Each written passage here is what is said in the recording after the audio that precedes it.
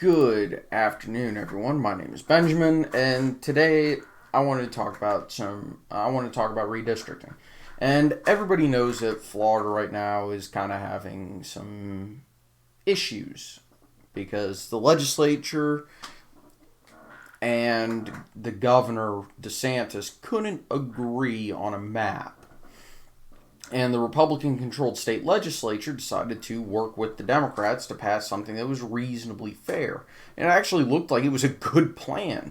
And it would follow Florida's constitutional amendment that prevents partisan gerrymandering. It would have protected a VRA district in North Florida. And obviously, if I see if I can pull it up, but obviously DeSantis didn't like that, so he vetoed it. And let me see if I can pull up what DeSantis wants. Bring that over. And obviously would eliminate a VRA district up here, which he claims is illegal, but it's protected by the Voting Rights Act.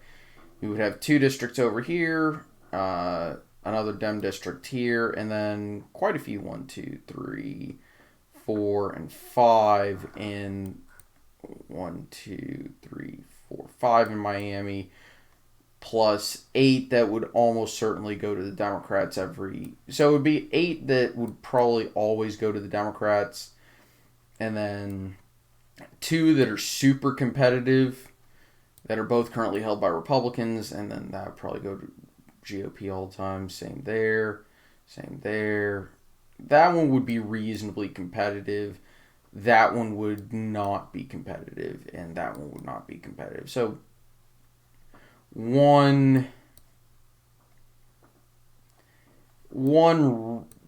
3 really competitive districts. The rest would be Republican. So, yeah, but here's the thing. I'm going to be slightly sarcastic here, but I don't think, by the way, that map would almost certainly get thrown out by the courts.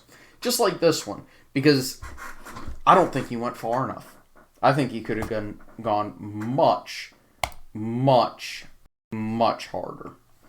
Now, obviously, we have to check to see, okay, let's check the samples. And it looks like so far it's holding.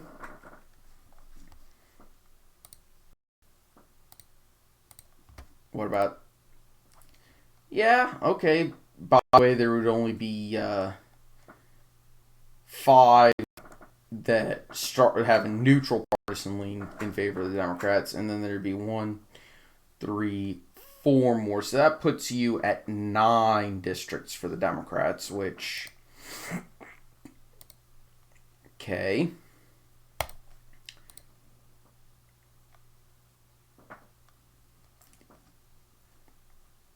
2, 3. Let me go back to, that was senator in 18. Yeah, okay, so that would be 9. Put it on governor in 2018. It's 8 Democratic districts. So, yeah, reasonably holding to the AG, and it's back to the neutral partisan lean. Go to president in 2016, and okay, so that's a slight problem. 2, 3, 4 additional districts won by the Democrats, which is puts it back at 9. Go senator in 2016. This is Marco Rubio, so I'm not too surprised there. And then, what was president? Oh yeah, president held. Shockingly. President in 2020 held. So, actually, this map reasonably holds, but there's some districts that are definitely competitive. So, I would say 1 district, the 12th is competitive. 17th would be competitive. 23rd, 24th, and these 2 districts, 21st and 22nd, would also be competitive. But if this map held, the GOP would be very, very happy. And obviously, this map would not be implemented, but because even that is too far for DeSantis. But it just kind of goes to show that as bad of a map as DeSantis is pushing in terms of fairness and clean maps, because it and also breaking the law, federal law because of the Voting Rights Act, though, that may get an interesting challenge next year, or at least next Supreme Court term. We'll see, obviously. And the state legislature, I think, had the right idea by saying, hey, let's actually follow our own state constitution and not put out a partisan gerrymander. Listen, we may disagree with the Democrats, but we don't really need to gerrymander them out in order to dominate the state. We already are running, the Republican Party already controls the state. We have a trifecta in the state government. We have a majority of the congressional delegation, and it does not look like that's going to change. It just doesn't. So, yeah. The Republicans can just run on their achievements in Florida, and I'm sorry, but Florida is one of the best run states in the country. And the GOP there is dominant simply because they run the state so well. And if the rest of the country's GOP can get like that, well, Democrats may have a hard time winning elections. But the problem is a lot of state Republican parties tend to want to go a bit too crazy.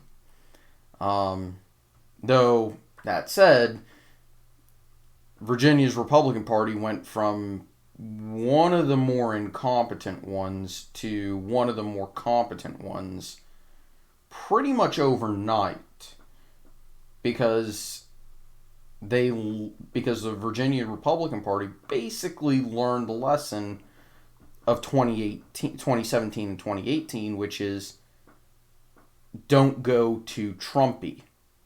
And it worked. That's why the Republicans were able to win the governor, lieutenant governor, and attorney general race, as well as flip the state legislature, basically get a clean sweep in the elections this past November. So, yeah, that is absolutely what needs to happen. Anyway, I want to do something lighter today, so I have. If you like the content, likes, comments, subscriptions, they always do help. I do greatly appreciate them. And I'll see you all next time. Take it easy. Bye-bye.